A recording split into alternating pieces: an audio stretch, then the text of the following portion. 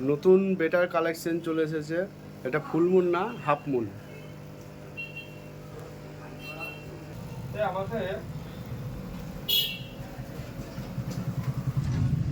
বড় gold piece এসেছে, বড় গোল্ড পিস, বিগ সাইজের গোল্ড পিস, একদম লাল টুকটুকে গোল্ড। ছোট গোল্ড পিস আছে, ছোট গোল্ড পিস। গোল্ড পিস পুরো অ্যাভেলেবেল স্টক আছে।